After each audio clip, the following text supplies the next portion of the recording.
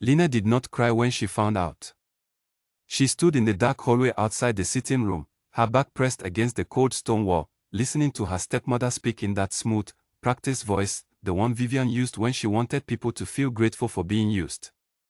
The Alpha King requires a tribute from every pack before the winter gathering, Vivian said. We will send Lena. There was a short silence. Then her stepbrother Cole's voice, low and satisfied.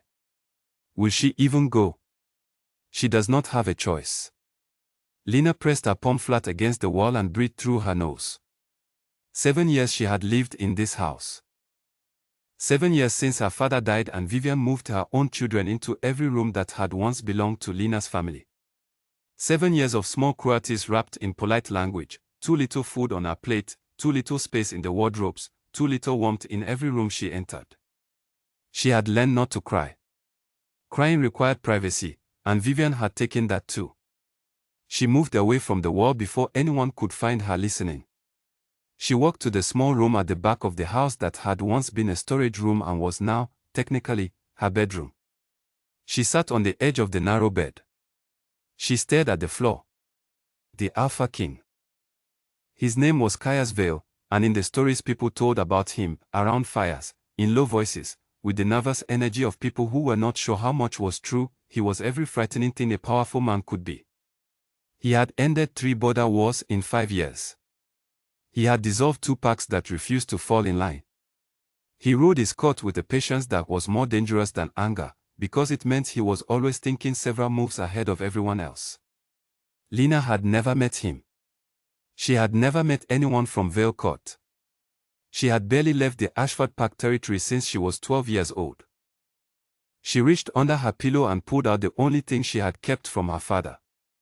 A tooth from a wolf, one smooth at the edges, strung on a length of cord that had long since started to fray.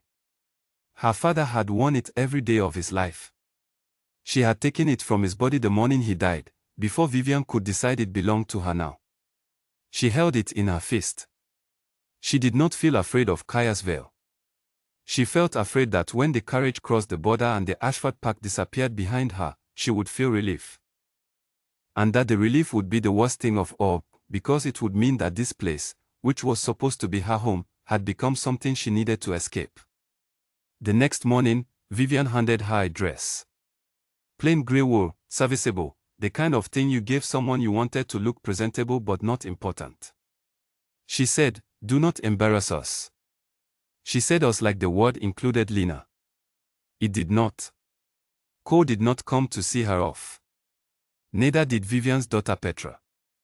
The only person who stood at the gate when the carriage arrived was Hewitt, the old groundskeeper, who pressed a small wrapped parcel of dried figs into her hands without a word. She looked at him. He looked at her. She got into the carriage. The road to Vale Court was 2 days long. Lena spent most of it watching the landscape change, the low scrubby hills of Ashford territory giving way to older land, darker soil, forests that had been standing for longer than anyone alive could remember. She ate the dried figs slowly. She slept in short stretches. She did not think about what she was going to. She thought about the word tribute. Pack sent tributes to Vale Court as a political gesture. 1 female per pack, 1 year of service, a show of loyalty and submission to the Alpha King's authority. Most packs sent daughters of minor noble lines, girls who would be comfortable enough, learn something useful, and come home with connections that benefited their families. They sent girls with escorts, with dowry gifts, with letters of introduction written on fine paper with wax seals. Vivian had sent Lena alone.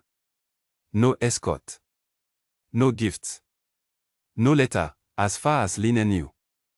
Just a girl in a grey wool dress arriving at the most powerful court in the territory with nothing but a fraying wolf-tooth pendant and a parcel of dried figs. She was not sure whether to be insulted or to laugh. She decided, somewhere around the second afternoon, that she would not be either. She would simply arrive. Whatever happened after that, she would handle it the same way she had handled everything else in the last 7 years, one day at a time, one problem at a time, without the luxury of falling apart. The gates of Vale Court appeared at dusk. They were iron, and they were large, and they were exactly as serious as everything she had heard about the Alpha King suggested they would be. Two guards stood at the entrance in dark uniforms, and they looked at the carriage with professional neutrality until it stopped and Lena stepped out alone. Then they looked at each other. "Name," said the taller guard. "Lena Ashford." "Tribute from the Ashford Park." The guard looked at his ledger. He looked at her. He looked behind her at the empty road. "Where is your escort?" "I did not have one." Another pause. He wrote something down. "Wait here." She waited. The air smelled like pine and cold stone and wood smoke from somewhere inside the walls. A torch burned above the gate. She was tired and her feet were sore from the last stretch of road when the carriage wheel had stuck and she had walked the final half mile rather than wait in the cold. She stood straight anyway. A third guard appeared, this one older, with a face that had seen a great deal and reacted to very little. He looked at her for a long moment. "Come with me," he said. He did not look confused. He looked like a man who had decided that whatever was happening was above his rank to question. She followed him through the gate and into Vale Court. Inside the walls, it was nothing like the dungeon she had half expected. There were buildings of grey and black stone, lit from within by warm light. There were people moving through the courtyards with purpose, servants, guards, men and women in the kind of clothing that said they had somewhere important to be and were already late. There was noise. Low voices, distant doors, the sound of something being moved in a far building. It was alive. That surprised her. She was taken to a small room near what the guard called the East Wing, told that someone would come to explain her duties in the morning, and left with a lit candle, a jug of water, and a meal on a tray that was plain but warm and more food than she usually ate in a day at the Ashford house. She sat on the bed and ate every bite. Then she looked around the room, which was small but private and entirely hers, and felt that thing she had been afraid of. Relief. It came quietly, without drama. Just a slow loosening of something behind her ribs that she had not realized was so tight. She pressed her hand to her chest. She sat with it for a while. Then she put the wolf tooth pendant on the small table beside the bed, lay down on top of the cover still dressed, and was asleep in 4 minutes. She did not know, because she was not awake to know it, that on the other side of the court, in a large room with tall windows and a fire that had been burning all day, the Alpha King had just received the report of her arrival. He had read it twice. One girl. No escort. No gifts. No letter of introduction. Arrived on foot. Asked no questions. Made no complaints. He looked at the name. Lena Ashford. He knew the Ashford Park. He knew Vivian Ashford, who ran it now.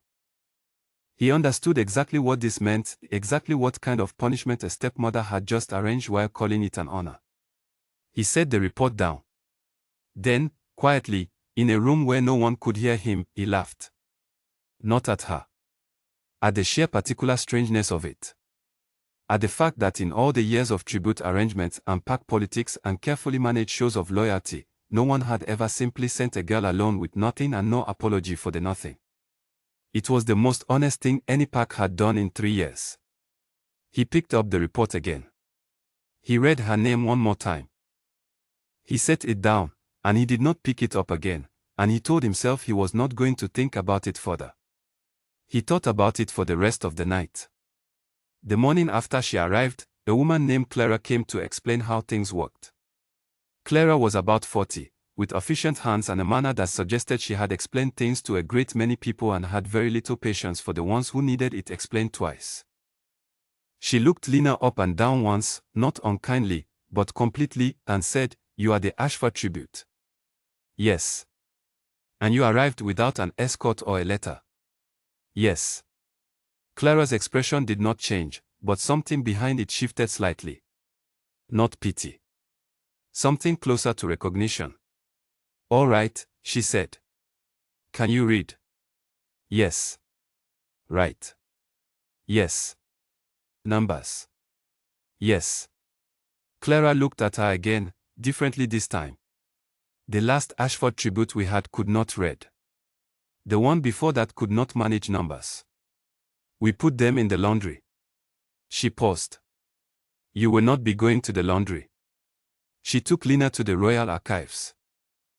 The archives were in the oldest part of the court, a long low building with shelves from floor to ceiling and narrow windows that let in pale morning light. It smelled of old paper and dust and something faintly sweet that Lina could not identify, beeswax, maybe, from the candles. Thousands of documents. Records, letters, maps, trade agreements going back 200 years. 2 other clerks worked there, both young men named Frederick and Owen, who looked up when she came in and then looked at each other in the brief wordless way of people who had been sharing a workspace long enough to have their own private language. Her job was inventory. Cataloging what existed, checking it against the existing records, flagging anything damaged, anything misfired, anything that did not match what the index said it should be. It was detailed, quiet work. It required a good memory and the ability to hold a large number of small pieces of information in your head at once and find the pattern in them. She was very good at it. She had always been good at noticing things.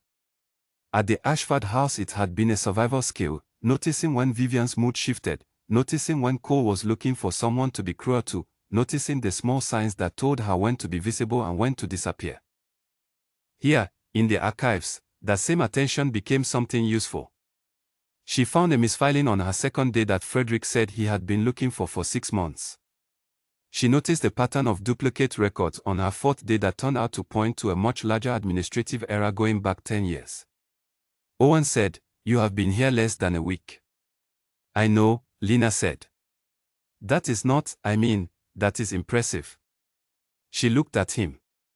He had the slightly startled expression of someone who had just said something true but had not been sure, until it was out of his mouth, whether he meant to say it.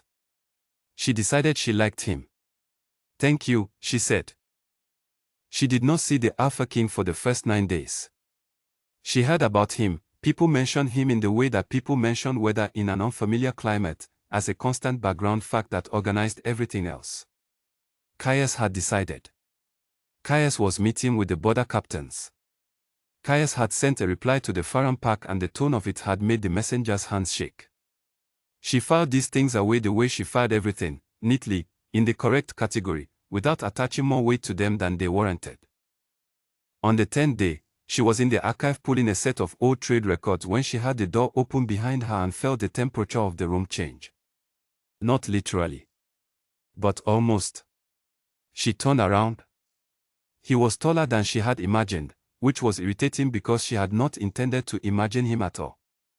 Dark clothes, no visible decoration, the kind of stillness that was not stillness so much as compressed attention, like a man who was always doing several things at once and one of them was watching the room. He looked at the shelves first, then at Frederick and Owen, then at her. "You are the Ashford girl," he said. "My name is Lina," she said. A short silence. Not uncomfortable, exactly.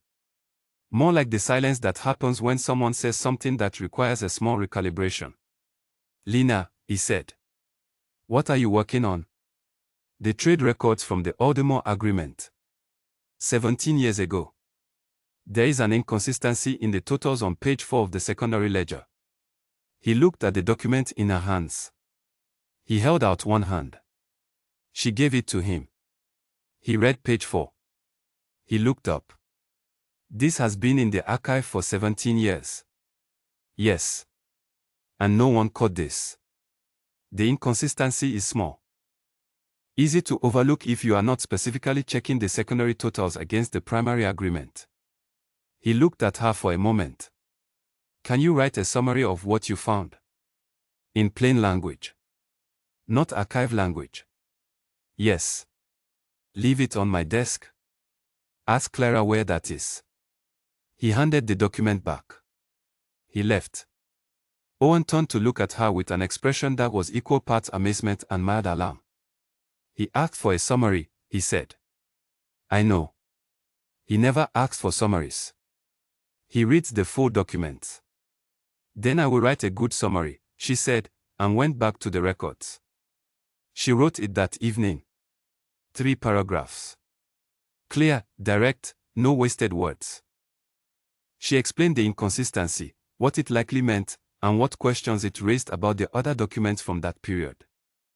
She did not add opinions. She did not add anything that was not useful. She left it on the desk in the room Clara pointed her to and went back to her quarters. The next morning there was a note on her work table in the archives. 2 lines, in handwriting that was angular and very precise. You left out the implication for the Aldermore border claim. That is the part that matters. Include it next time. She stared at the note for a long moment. Then she picked up her pen. She wrote back.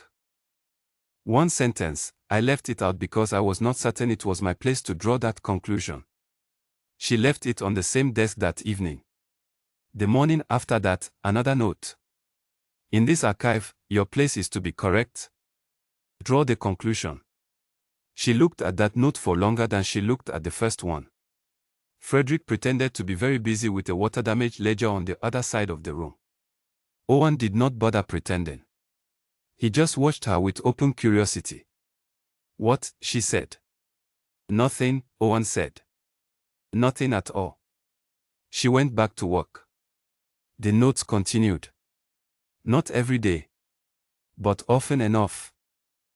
He would leave a question, or a correction, or sometimes just a single word underlined in the margin of something she had written, a flag. She came to understand, that meant look at this harder.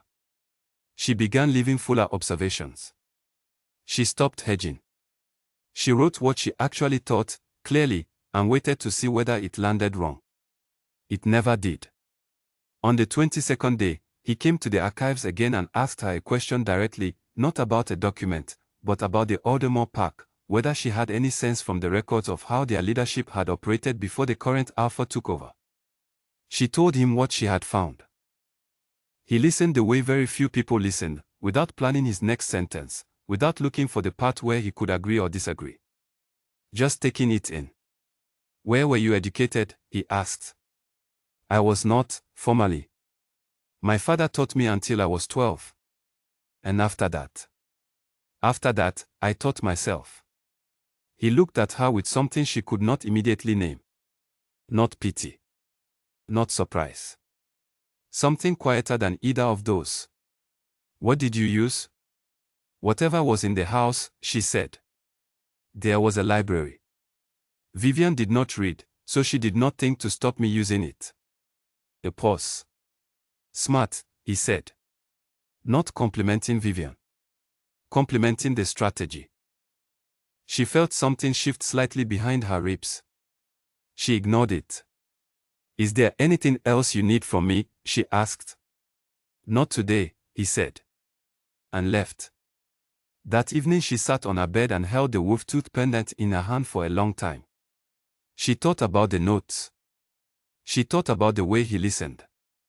She thought about the fact that in 22 days she had spoken more honest sentences in this court than she had spoken in 7 years at home. She put the pendant down. She was being careful. She was being very careful. But she was already 2 steps behind herself, and somewhere she knew it. The 31st day was when she learned she was being watched by people who were not Caius. She had stayed late in the archive, Frederick and Owen had gone home, the candles were low, she was finishing a cross-reference she had been building all week. She heard the door and assumed it was Clara coming to tell her the lights would be doused at 10. It was not Clara. The man who stepped in was mid-40s, well-dressed, with the careful posture of someone who had spent a long time performing importance. She had seen him twice before in the corridors and registered him as someone who mattered without identifying exactly how. He looked at her with an expression she recognized immediately. She had grown up with that expression. It was the expression of someone deciding whether you were a problem. You are the Ashford tribute, he said. She set her pen down. I am Lena Ashford, yes. You have been spending a great deal of time in conversation with the Alpha King. He asks questions about the documents I am cataloging. I answer them. That is one way to describe it. He walked slowly along one of the shelves, running one finger along the spines of the records without looking at them. Looking at her instead. The tributes serve a function here, Miss Ashford. It is a political function. It requires a certain discretion. I have been cataloging old trade records, she said. Yes. He stopped. He looked at her directly. The tribute before you was a girl from the Garam Park. Very pleasant. Very careful. She completed her year without drawing any particular attention. Lena said nothing. The tribute before her was from the Aldermore Park. Same. Quiet. Sensible. Did not make the Alpha King's advisors nervous. I see, she said. I doubt you do, he said pleasantly. But I hope you will. For your own sake. He walked to the door. He paused with his hand on the frame. My name is Lord Aldrich, if you were wondering. She had not been wondering, but she noted it now. A piece of advice, he said, without turning around. The last girl who made Caius Vale smile the way he smiled when he read your summary of the Aldermore records, she did not complete her year. He left. The archive was very quiet. Lena looked at the candle flame for a long moment. She felt the edge of something cold settle in her chest, not fear exactly, but the familiar recognition of danger, the same cold thing she had felt every time she miscalculated a move around Vivian and knew the response was coming. She picked up her pen. She finished the cross-reference. She blew out the candle, walked back to her room in the dark, and lay down on her bed with her eyes open. She was not afraid of Lord Aldrich. But she was not stupid, either. And she had heard the warning inside the warning, the thing he had not quite said out loud. She was already too noticeable. The question was what to do about it. And the answer, she turned it over slowly in the dark, the way she turned over everything, looking at it from every angle, the answer was nothing. She would do nothing differently. Because if she started making herself smaller again, started hedging and disappearing and swallowing her observations like she had swallowed them for 7 years at home, she would become exactly the quiet, careful, invisible girl that this court had seen a dozen times. And she was not that girl. She was not sure, lying in the dark of a court that was not her home, when exactly she had decided that. But she had decided it. She closed her eyes. She slept. She did not tell Caius about Lord Aldrich's visit. Not immediately.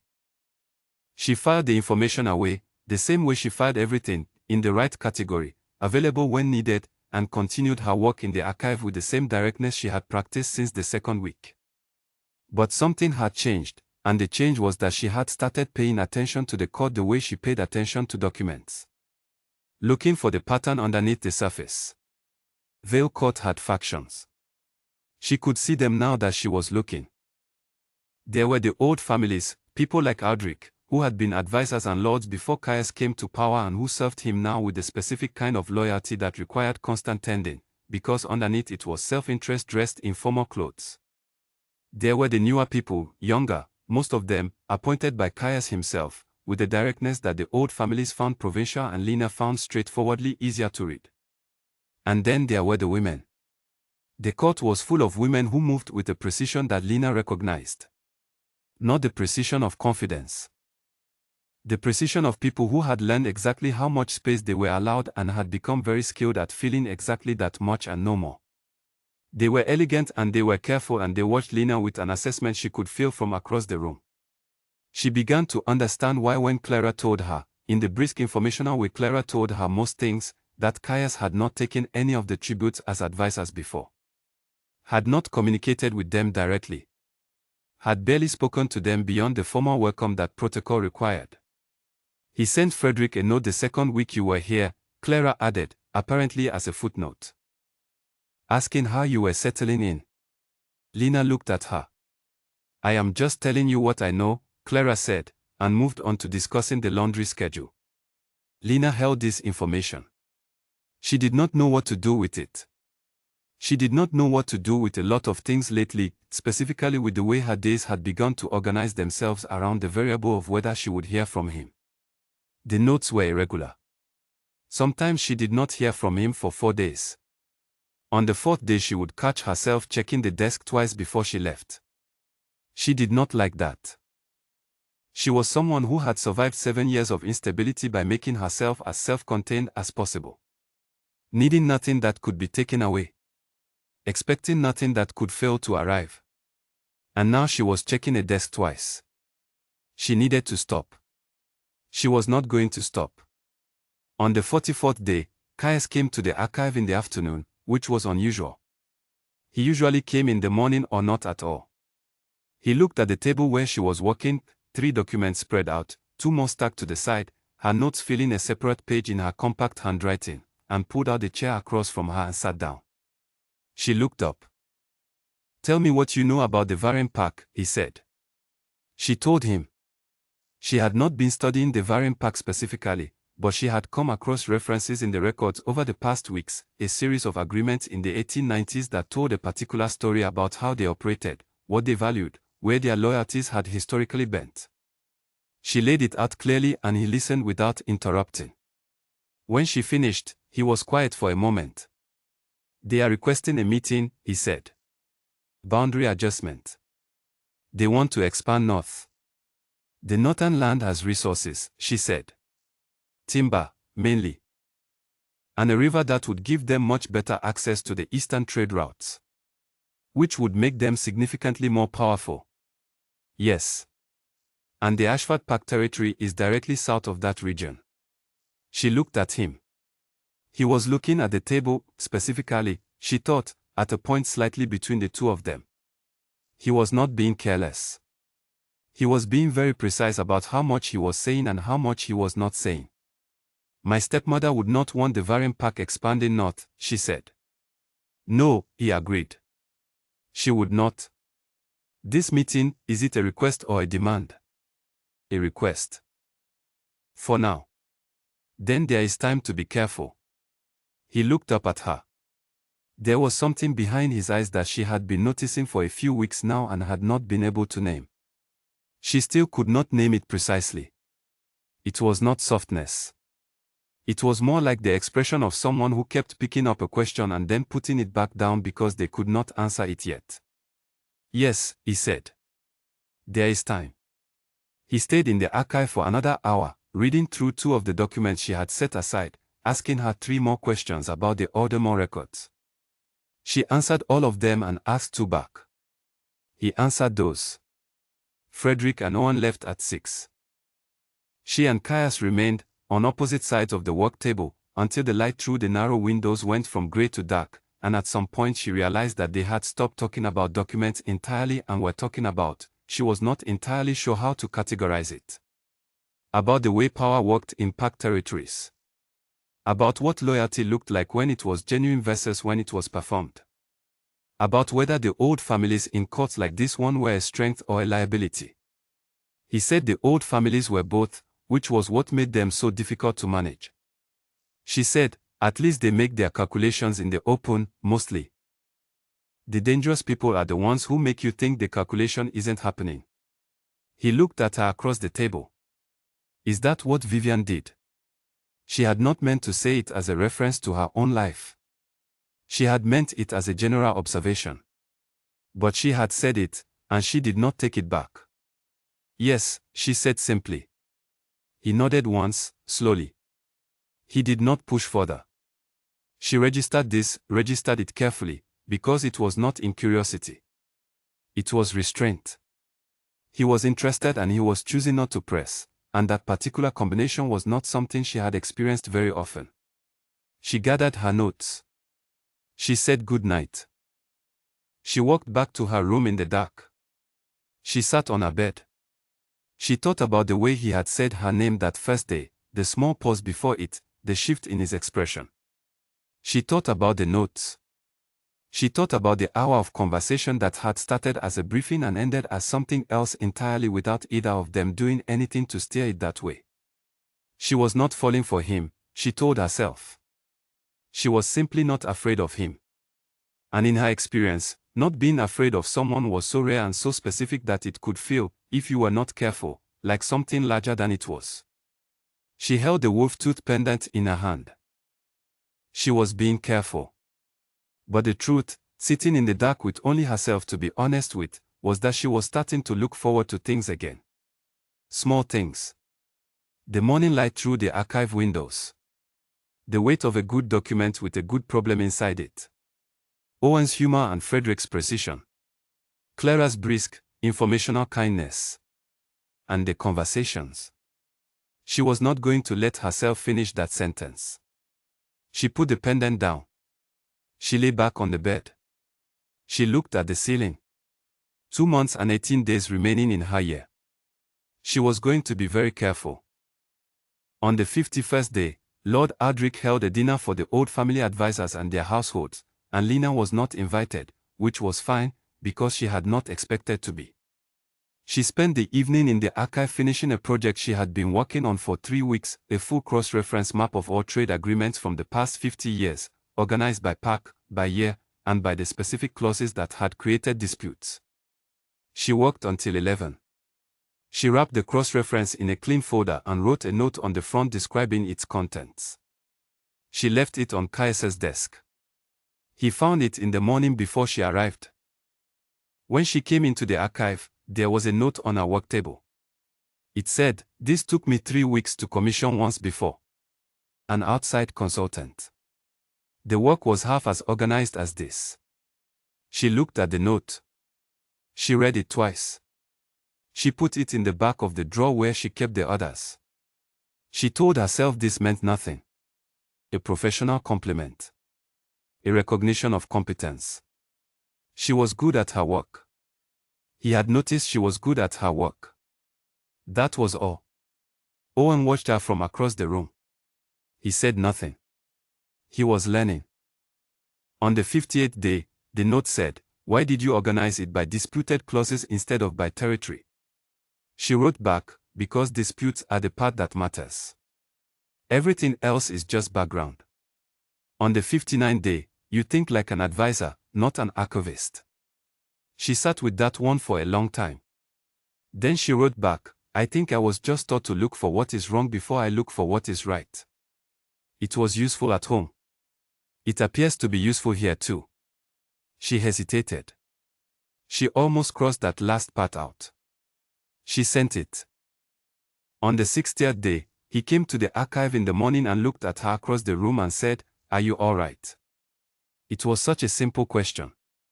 She could not remember the last time someone had asked it. "Yes," she said. "I am fine. Thank you." He nodded. He sat down. He did not explain why he had asked. She did not ask him to explain. They both knew the note from the day before had told him something she had not intended to say out loud. They worked in companionable quiet for 2 hours. He left. She sat for a moment after the door closed and felt something she had not felt in so long that it took her a minute to identify it. She felt safe. She was not sure what to do with that either. Safety had always been conditional, something she managed carefully, something that required her constant attention to maintain. This was different. This was the kind of safety that did not require her to do anything to keep it. It was just there. It scared her more than anything had scared her in a long time. Because safety could be taken away. She knew that better than she knew most things. And the higher you climbed before the fall, the longer the fall was. She picked up her pen and went back to work. She was being careful. She was still being careful. But the careful part of her was getting very tired. It was Owen who said it first, which surprised her because she had expected it to be Frederick. She came in on a Thursday morning in early winter, and Owen set down his pen and looked at her and said, "He changed the meeting schedule." She hung up her coat. "Which meeting?" "The weekly advisory. He moved it from Tuesday to Friday." Owen paused. "Because on Tuesdays you stay late in the archive." He said something to Clara about the work being at a critical stage and not wanting to pull key staff. Lena stood very still. "You are key staff," Owen said carefully. "I am an archivist on a 1-year tribute arrangement," she said. "He does not seem to think of you that way." She sat down. She looked at her work table. She picked up her pen and set it down again. "Owen," she said. "Yes. Please do not tell anyone else about the meeting schedule." He looked at her with a kind of gentle steadiness that she had come to rely on without meaning to. "I already have not," he said. "For 3 weeks." She breathed in slowly. She nodded. She could not pretend it meant nothing. She had been pretending things meant nothing her entire life and she was good at it, but she could not make this particular thing fit into that box. He had rearranged his court schedule around the fact that she was working late. Not because he needed to. Because he wanted to. She thought about that all morning and into the afternoon, and she was still thinking about it when the archive door opened at 2 and it was Caius, not in his usual posture of arriving with a question in his mouth, but standing in the doorway for a moment like someone who was not quite sure why they had come. "Do you want to walk?" he said. She looked up. Owen was looking very intently at a water-damaged document that she happened to know he had already finished cataloguing. "Walk," she said. "The East Courtyard. The afternoon light is good there." He paused. "If you have reached a stopping point." She had not reached a stopping point. She had 3 hours of work still in front of her. She looked at it. She looked at him. "Give me a moment," she said, and closed her notebook. The East Courtyard was exactly as he had described, white stone paving, a few old trees that had dropped their leaves, afternoon light coming in at a low angle that turned everything a soft gold. They walked slowly. No destination. No particular purpose. He talked about the very meeting, which was scheduled for the following week. She talked about 2 documents she had found that morning that complicated the existing understanding of the old Varinor-de-Moor dispute. He listened. She listened. They were quiet sometimes. The quiet was easy. They had walked 1 full circuit of the courtyard when he said, without looking at her, "How long do you plan to stay?" She glanced at him. "My year ends in February." "I know when it ends," he said. "That is not what I asked." She stopped walking. He stopped a half step later and turned to look at her. The afternoon light was in his eyes, which were a shade she had not quite found the right word for, not brown, not amber, somewhere in between, and very direct. "I do not know," she said honestly. He nodded. Not like he was disappointed. Like he had been holding a question for a long time and had needed to hear an honest answer more than a particular one. "All right," he said. They walked back to the archive. He left. She sat down at her work table and stared at the document she had been working on. Frederick did not say anything. Owen did not say anything. They were both learning. She stayed late that evening. Later than usual. She sat in the quiet of the archive with the candles burning low and tried to put the thing that was happening into a shape she could examine. She was practical. She was not a person who made decisions based on feelings she could not verify. She needed to know what she was actually looking at before she decided what to do with it. What she was looking at was this. A man who was feared by most of the people she had ever heard discuss him had been spending his optional time, the time he could have spent on anything else, sitting across from her in a room full of old paper, reading her handwriting and asking her questions. He had moved the meeting for her. He had asked her to work with him. He had asked her a question that he already knew the legal answer to, because the real answer was something else. She pressed her palms flat on the table. She was not naive. She knew the difference between a powerful man's interest and the real thing. She had watched Vivian operate at the intersection of those 2 realities for 7 years. She knew the language of being useful and the language of being seen, and she knew they were not the same. She tried to find the version of this where what was happening was manipulation.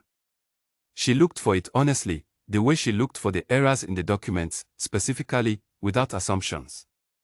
She could not find it. And she was very good at finding what was wrong. She blew out the candle. She went to bed. She did not sleep for a long time. When she did sleep, she did not dream about the archive or the courtyard or the afternoon light. She dreamed about the fraying cord on the wolf-tooth pendant. In the dream, she finally found the right piece of cord to replace it with. She could not see what it was made of. But it held. In the morning, Lord Ardrick's man came to the archive with a message, delivered directly to her for the first time, on paper rather than face to face. It said, "Consider carefully what it costs to be chosen by the wrong person." She folded it once, neatly. She put it in the drawer with the notes from Caius. She went back to work. That afternoon, without quite deciding to, she walked to Caius's office and knocked. His assistant let her in. Caius looked up from the table where 3 documents were spread before him. She put the folded note on the table in front of him. He read it. His expression did not change. He folded it back and handed it to her. "Thank you for showing me," he said. "I thought you should know it was happening." "Yes." He paused. He looked at her with that unnameable thing in his eyes that she had been watching for months. "Are you frightened?" "No," she said. "And that was true? But I am not ignorant either." "I know," he said. "That is not the same thing." She nodded. She picked up the note. She left.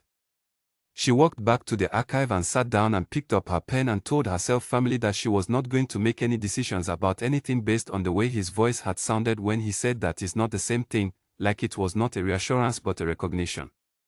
She was being careful. She wrote for 2 hours without stopping. She was still being careful. She was just not sure it was working anymore. The letter from Vivian arrived on a Tuesday.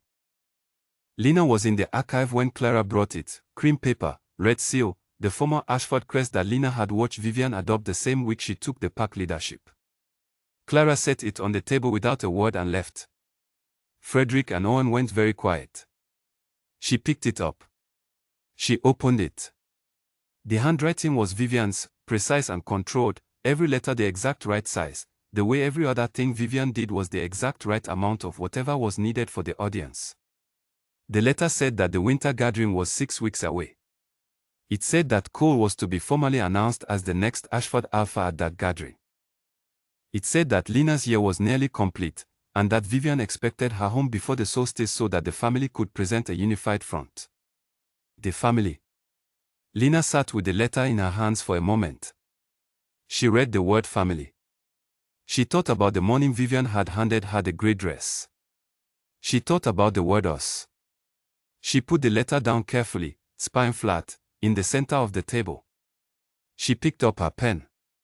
She went back to the document she had been working on. Owen watched her. She did not look up. She did not take the letter to Caius. Not that day. She walked through the afternoon and into the evening and she was the last one in the archive again and she sat in the candlelight and looked at the letter and thought about what it was actually doing underneath what it said. Vivian wanted her visible at the gathering. The sign of loyalty. A prop in the arrangement that made Cole's leadership look stable and Vivian's decisions look principled. They had sent Lena away as punishment, or that was what it looked like. But Vivian would never waste an asset she could still use. And now Lena had apparently become worth using again. She folded the letter. She held the wolf tooth pendant. She tried to imagine going back. She tried to see it clearly, the same way she saw everything, without wishful thinking, without letting emotion make the picture soft at the edges. She thought about the narrow bedroom that was a storage room. She thought about the grey dress. She thought about 7 years of having exactly as much as Vivian decided she should have and not a single thing more. Then she thought about the archive. About Owen and Frederick. About Clara's particular brand of warmth that expressed itself exclusively as practical information. She thought about Caius sitting across the work table in the late afternoon light, asking her questions no one had ever thought to ask her before. She thought about the East Courtyard walk. She thought about the way he had said that is not the same thing. She stood up. She put on her coat. She walked across the court in the dark to Caius's office, which was lit, because she had noticed over the past 3 months that his light was almost always on in the evenings. She knocked. His assistant, used to her now, let her straight in. Caius was at his desk. He looked up and saw her face and put his pen down without being asked. She put the letter on his desk. He read it. She watched his expression as he read it.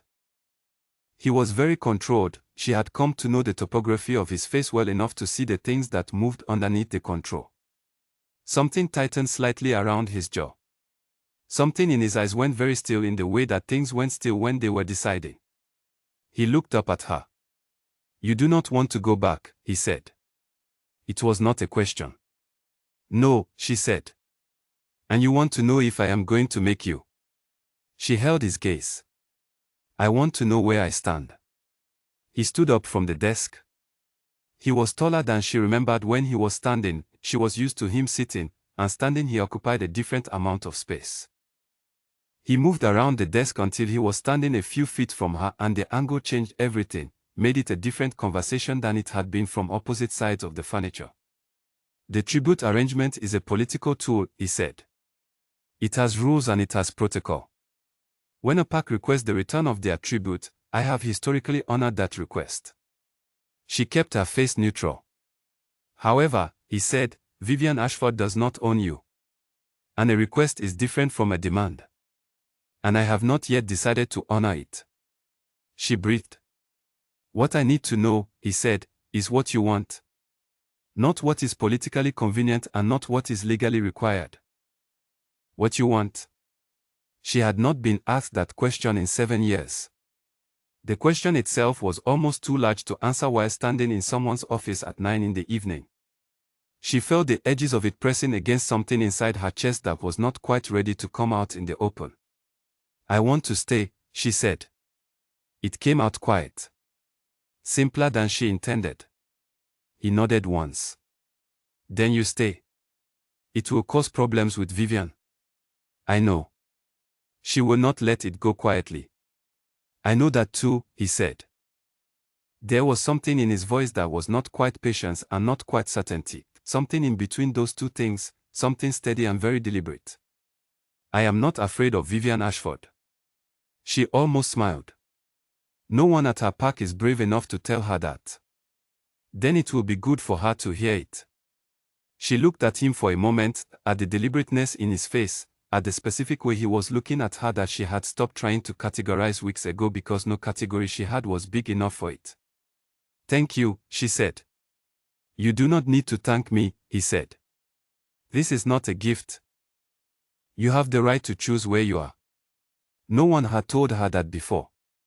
She had known it in the abstract, had believed it as a theoretical principle, but she had never had anyone say it to her directly like a simple fact. She nodded. She picked up the letter from his desk. She left. She walked back to her room. She sat on her bed. She put her hand over her mouth and sat very still for a long time. Then she put the letter in her drawer, underneath the notes from Caius, underneath the first note that said include it next time. She lay down. She stared at the ceiling. She was not going back. And the thing inside her chest that had been pressing against its edges for months finally had enough room to stretch out, and it was larger than she had expected, and it was not terrifying. It was something she had given up on finding. She closed her eyes. She slept. In the morning, Caius sent a reply to Vivian Ashford. Lena did not read it. She did not need to. She went to the archive and worked until noon, and then she sat back in her chair and looked at the shelves full of records and thought that she had made a life in this room without intending to, and that the making of it had been quiet and gradual and entirely her own. Owen set a cup of tea at her elbow without being asked. Thank you, she said.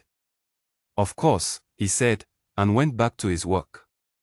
Vivian's reply arrived in 4 days. Clara delivered it again. This time Lena set it aside and finished what she was doing before she opened it. It was 2 pages. Lena read both. Vivian was not pleased. She used phrases like family obligation and improper attachment and certain expectations of behavior, and underneath all of them was the older language, the language of a woman who had spent years defining Lena as a problem and was genuinely unsettled to find that the problem had stopped cooperating. Lena folded both pages. She was not angry, which surprised her. She had expected anger. Instead she felt something more like clarity. Like a room where the windows had been dirty for a long time and someone had finally cleaned them, and now you could see exactly what was outside. She wrote a reply. She kept it short. She said she was staying at Vale Court until the end of her year in February, at which point she would return to the Ashford Park to discuss the situation in person. She said she looked forward to seeing the park again. She sealed it and gave it to Clara to send. She was lying about looking forward to it. But she had learned from Vivian, after all. The weeks between Vivian's letter and the formal confrontation were the strangest weeks of Lena's life. Vale Court continued as it always had, busy, complex, a constant movement of people and decisions and politics. But underneath the surface of it, she was aware of a gathering pressure, the way the air changes before a storm. Lord Ardrick became more visible at court events. She saw him in 3 conversations with different old family advisors over the course of a week, and each time he glanced at her, she read the calculation in it. He was building something. She could see the outline of it even if she could not see all the pieces. She told Caius. He listened. He asked her what she thought Ardrick's play was.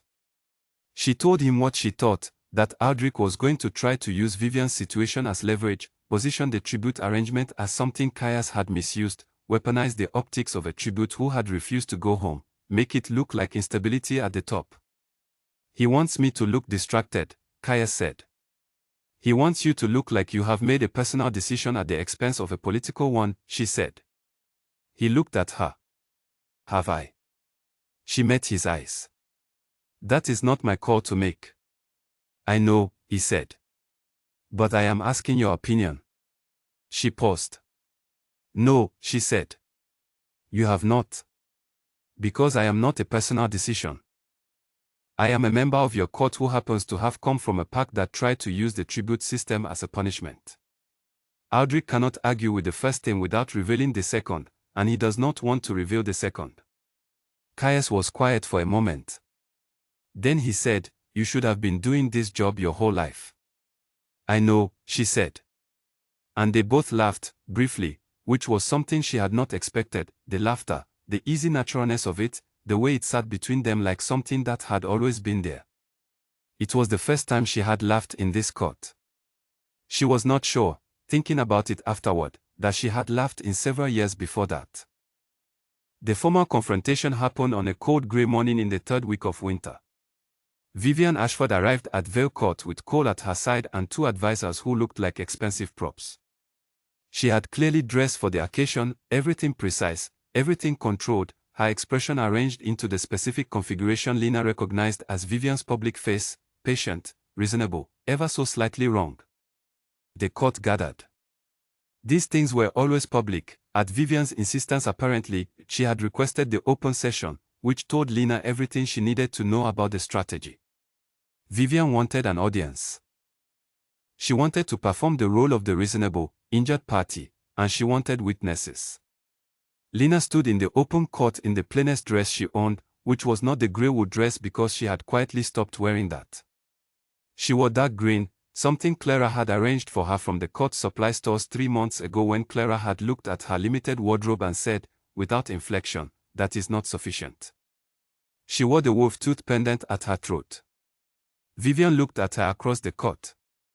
Something shifted in Vivian's face, not much, not visibly, but Lena had spent 7 years reading that face and she saw the shift. Surprise, maybe. Or recalculation. Lena looked back. She did not look away. Vivian made her case in the language she was best at, gracious, layered, designed to sound reasonable while saying something sharp underneath. She spoke about pack loyalty. She spoke about family responsibility. She spoke about the tribute arrangement as something that existed to serve the relationship between packs and court, not to separate a family from one of its members against their will. She said family again. The word sat in the air. Lena waited. Caius let Vivian finish. He was very still in the way he was still when he was most dangerous, not passive but gathered, every piece of his attention pointed at the same place. Then he said, "Thank you, Vivian. Before I respond, I would like to hear from Lena Ashford directly." Vivian's composure held. Barely. Of course. Everyone looked at Lena. She had thought about what she would say. She had thought about it in the archive and in her room and in the East Courtyard on the cold days when she walked alone to clear her head. She had thought about making a political argument, which she could do, which she had outlined in detail in her own notes, which was airtight. She had thought about making an emotional argument, which she was less comfortable with but which would land differently with a room full of people who had grown up in a pack culture that valued certain kinds of loyalty. She looked at Vivian. She said, "I was sent here as a punishment. Everyone in this room can understand that, if they are honest. I had embarrassed my stepmother at a pack event, and she sent me here with no escort, no dowry, and no letter, in a plain wood dress, on a 2-day road, alone." She kept her voice level. "I do not say this with bitterness. I say it because it is the context that matters. The question is not whether I should return to my pack. The question is whether I should return to a situation where I was used as a consequence whenever it was convenient, and ignore the rest of the time."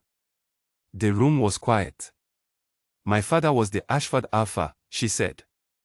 "His bloodline runs through me, not through Cole. Not through Vivian's children. The tribute here gave me time to understand what that means. I understand it now." She paused. "I am not a family member being kept from her family. I am an heir who was sent away so that someone else could take what was mine." Vivian's composure broke. Not dramatically, a tightening around her eyes, a slight change in the set of her mouth. The kind of break that only people who knew her face would catch. The room caught it. Lena stopped speaking. She had said everything she needed to say. Caius let the silence sit for a moment. Then he looked at Vivian and said, very quietly, "I think we should talk about the Ashford bloodline and what it means for the leadership structure of your pack." It was not a threat. It was something more precise than that. It was a man who had been 3 moves ahead for 3 years telling Vivian, with his particular brand of very quiet clarity, that she had arrived at this court thinking she was playing a game and he had already finished it. Vivian's 2 expensive advisors exchanged a look. Cole shifted his weight. Vivian said, very carefully, "I would welcome that conversation."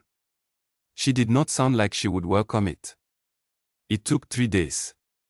3 days of formal meetings and document reviews and pack law citations and the careful, grinding work of unpicking 7 years of very deliberate misdirection. Lena participated in all of it. She was not there as a witness. She was there as a party. She had the documents, she had been in the archives for months, and she had known for weeks what she was looking at, had filed it in the right category and waited until it was needed.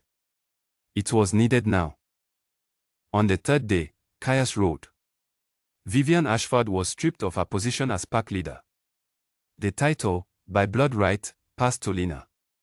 Cole retained a position in the pack structure but not the alpha role he had been promised. Vivian was permitted to remain in the Ashford territory under a formal oversight arrangement. Vivian received this without expression. She looked at Lena, once, at the end. Her face said several things.